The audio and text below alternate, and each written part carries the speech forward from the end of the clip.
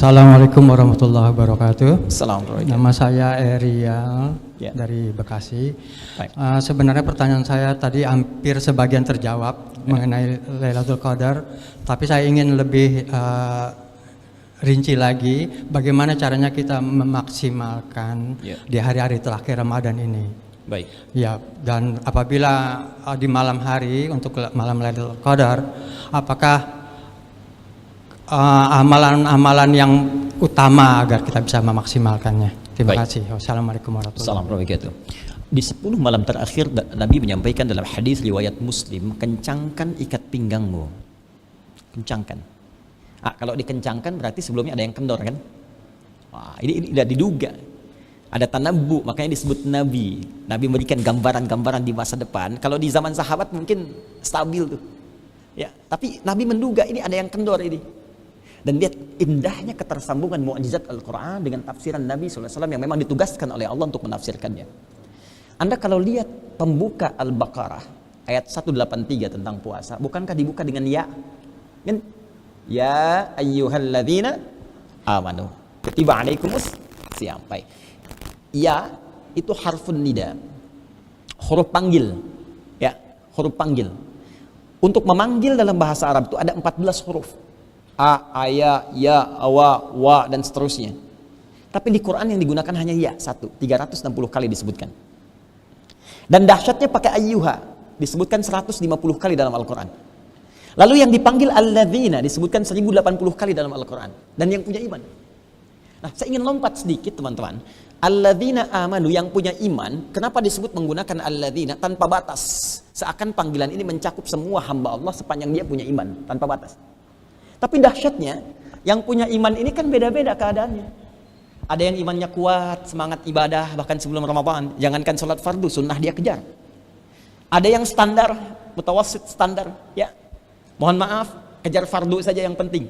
Ya, ini sudah ada di zaman-zaman Nabi. Ada orang Badui datang pada Nabi, dullani ala khairin, ya ala amalin. Idza amiltuhu dakhaltul jannata. Tunjukkan padaku ya Rasulullah amalan yang singkat saja, jangan banyak-banyak, yang penting masuk surga. Ya pintar, orangnya pintar. Modal dikit pengen keuntungan banyak gitu ya.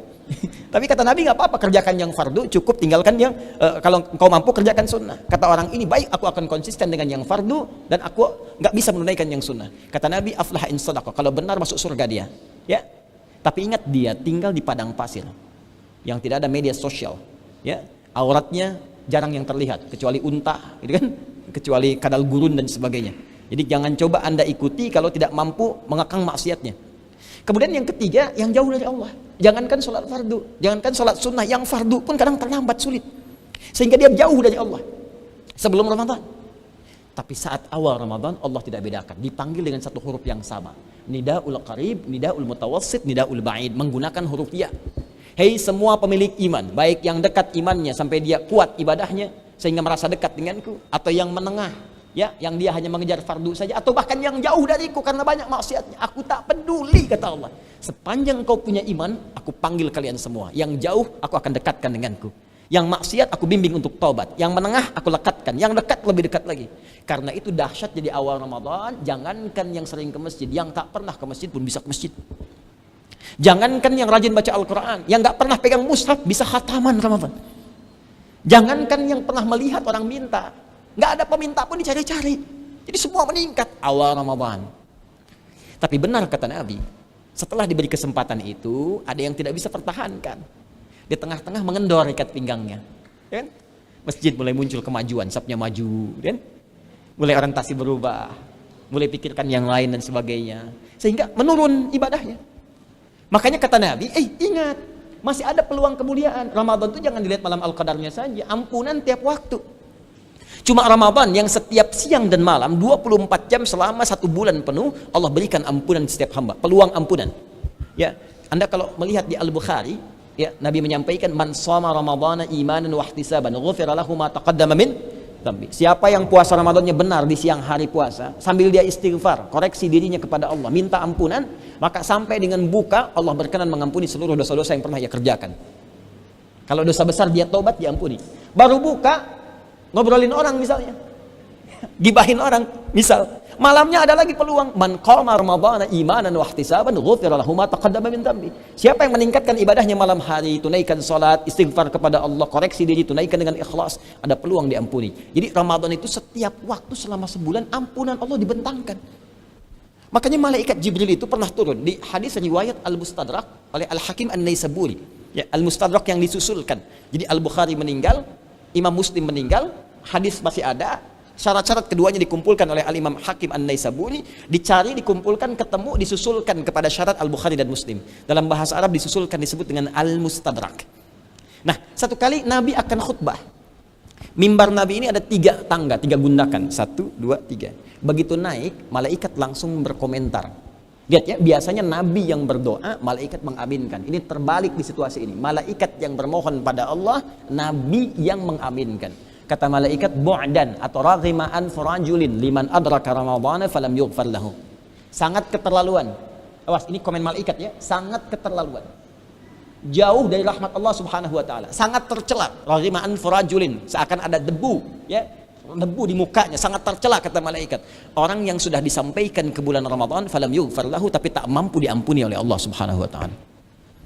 Jadi jangan cuma kejar malam Al-Qadar, tapi kita lupa dengan yang lain. Sebab ada kebiasaan bahwa oh ini datangnya ganjil, kalau genap nggak ada. Anda lupa ya. Walaupun malam dapat Al-Qadar, besoknya berbuat maksiat ya dosa juga. Ada ampunan.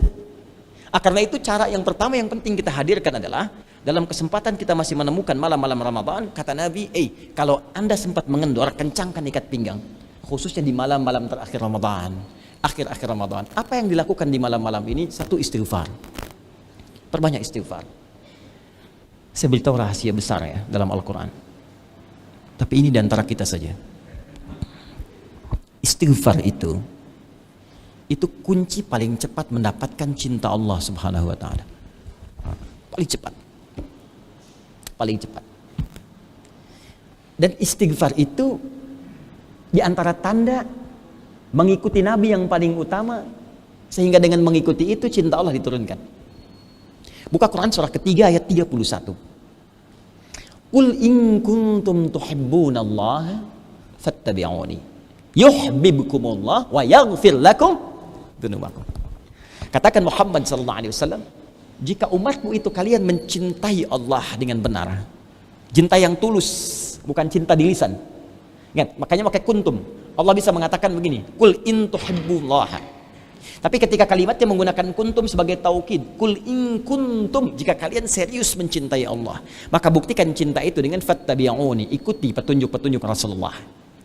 Yuhibbukumullah, maka Allah akan mencintai kalian. Ketika Allah cintai, apa persamaannya? Wa yaghfir lakum dzunubakum. Allah akan berkenan mengampuni dosa-dosa kalian.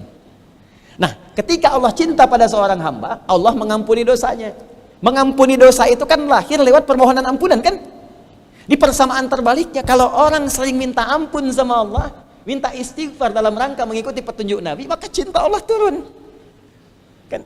Allah mencintai Allah mencintai hamba, diampuni. Diampuni itu kan minta ampun, istighfar, ya kan? Ghafara mengampuni, istighfar minta ampunan. Persamaan terbaliknya, orang yang sering minta ampunan kepada Allah untuk mengikuti sunnah Nabi, kata Nabi banyakin istighfar, ya fattabi'uni, kita sering istighfar, maka turunlah ampunan Allah kepadanya. Yang kedua, cinta Allah turun kepadanya. Jadi bukan hanya ampunan, dan kalau orang sudah dicintai Allah, Allahu Akbar, dampaknya kepada doa itu dahsyat. Belum minta sudah dikabul. Itu yang dicintai Allah. Belum dia ucapkan, jawaban sudah turun. Quran surah ketiga Ali Imran ayat 37. Kenal Maryam? Kenal di mana? Maryam itu nabi bukan? Rasul bukan? Bukan nabi, bukan rasul, tapi punya kemuliaan di sisi Allah. Belum minta sesuatu langsung diberikan. Coba lihat, fataqabbalaha rabbuha biqabulin hasanin wa ambataha nabatan hasana wa kaffalaha Zakaria kullama dakhala 'alayha Zakaria al-mihraba wajada 'indaha rizqa. Qala ya Maryam anna laki hadha? Qalat huwa min 'indillah. Setiap pamannya mau mengantarkan kebutuhan Maryam, makanan, minuman, kebutuhan, udah ada di situ. Udah ada. Setiap waktu, kullama ditanya Maryam dari mana semua ini? Qalat huwa min indillah. Sebelum minta, pamannya datang, tolong paman, tolong bawakan makanan. Paman kurang, nggak bilang begitu. Sebelum minta datang ada makanan. Itu. Jadi ada orang-orang yang baru terfikir Allah kasih anugerah. Ada orang-orang yang baru pengen sesuatu, tiba-tiba Allah berikan, belum diucapkan. Siapa orang ini? Yang dicintai Allah Subhanahu wa taala. Dari mana taunya Maryam dicintai Allah? Fataqabbalaha rabbuha. Maka Allah menerima ikhtiar kedua orang tua itu untuk menjadikan Maryam dicintai Allah, untuk mengabdi kepada Allah. Tahu dari mana mengabdi kepada Allah? Buka lagi yang ayat 35-nya. Idz qalat imra'atu Imran rabbi inni nadzartu laka ma fi batni muharraran fataqabbal minni. Ya Allah, aku ingin jadikan Maryam sebagai pencintamu, hanya untuk ibadah kepadamu ya Allah, untuk mendekat kepadamu. Maka mohon diterima oleh Allah, dicintai oleh Allah, diberikan hal yang belum pernah bahkan ia ucapkan. Jadi kalau kita ingin mendapatkan karunia tadi, istighfar.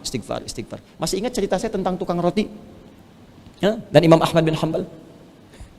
Imam Ahmad bin Hanbal tiba-tiba datang ke satu tempat, keluar aja. Tiba-tiba kemudian datang ke masjid, Pak. Diusir sama petugas masjid. Memang dulu kan nggak ada media sosial, nggak tahu wajah Imam Ahmad kayak gimana gitu kan. Keluar. Ukhruj. Saya cuma pengen istirahat katanya. Ya di luar, keluar. Di luar diusir lagi, barah. Barah itu lebih kasar. Barah. Oh, saya kan nggak apa-apa, cuma dia nggak ganggu. Tahu fikih, kata orang ini roh. Roh itu lebih kasar. Roh itu dari kata roh, pergi dengan roh-rohnya sekalian.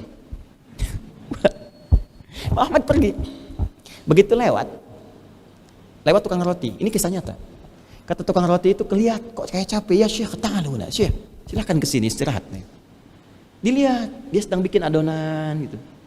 Setiap dia membuat adonan itu dia ucapkan astagfirullah. Imam Ahmad tahu, cuma ingin menguji kalimat apa yang lahir di lisan tukang roti ini. Kata Imam Ahmad, saya melihat setiap engkau membuat adonan kau ucapkan astagfirullah. Ma faidatu istighfarika laka? Apa sih manfaat istighfar itu untukmu? Kata tukang roti ini, wallahi tak pernah saya beristighfar dalam saya mengerjakan pekerjaan saya kecuali Allah mengabulkan seluruh doa-doa saya, kecuali satu saja. Apa kata Imam Ahmad? Saya bermohon kepada Allah, ya Allah, berikan saya kesempatan untuk melihat Imam Ahmad bin Hanbal di hadapan saya sebelum saya wafat atau sebelum beliau wafat. Kata Imam Ahmad, la haula wala quwata illa billah. Karena istighfar Anda ini, saya tiba-tiba jalan, dikeluarkan dari masjid, bahkan dari rumah Allah sampai ke sini karena istighfar Anda. Dan jangan lakukan itu pada saya. Nah, jadi malam-malam terakhir istighfar. Kedua, salat. Karena nanti kalau Anda buka kitab Al-Bukhari, di kitab ke-30 ada 97 pembahasan. Di kitab ke-30, kitabus shaum, bab tentang man qama lailatal qadri. Ya, qama lailatal qadri, ghufira lahu ma taqaddama min dhanbi.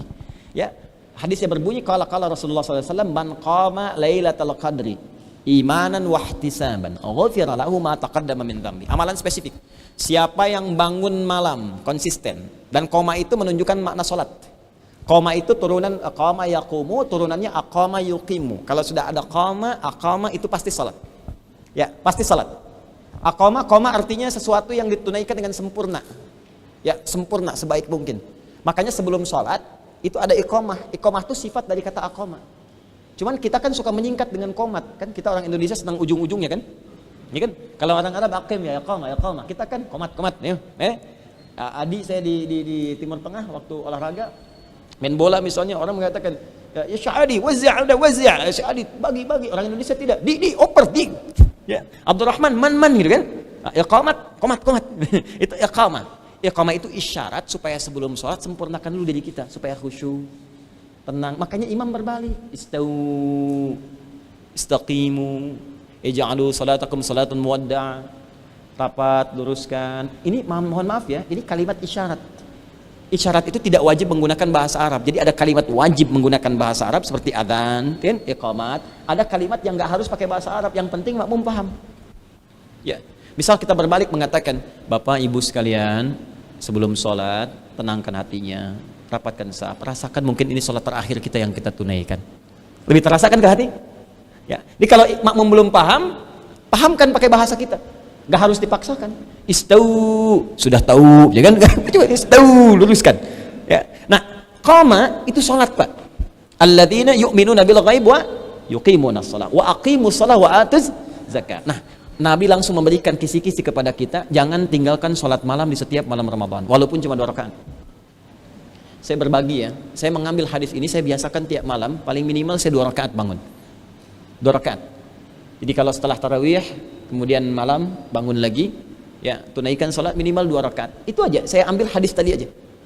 Kalau setiap malam konsisten kita tunaikan, bukankah dapat kita malam Al-Qadar? Dan masuk di hadis tadi, caranya tunaikan sholat walaupun cuma 2 rakaat malam-malam itu, tapi tunaikannya satu dengan ikhlas karena Allah, imanan wa ihtisaban, kedua sambil mengoreksi dosa kita. Makanya 2 rakaat ini kadang-kadang rasanya agak panjang. Ingat dosa pada Allah, ingat pada orang tua, ingat pada saudara-saudara, ingat pada tetangga, sujud, membayangkan dosa mata sampai ujung kaki, nangis kita tuh. Itu begitu tangisan keluar, rahmat Allah diturunkan di situ. Jadi pertama istighfar, kedua salat, ketiga Al-Quran. Baca Quran, baca Quran, baca Quran.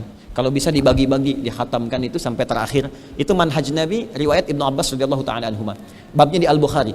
Ya, kana Nabi sallallahu alaihi wasallam ajwadan nasi wa ajwadu ma yakunu fi Ramadan. Ya, ada Nabi sallallahu alaihi wasallam orang yang paling dermawan dan bertambah kedermawanan saat tiba Ramadan.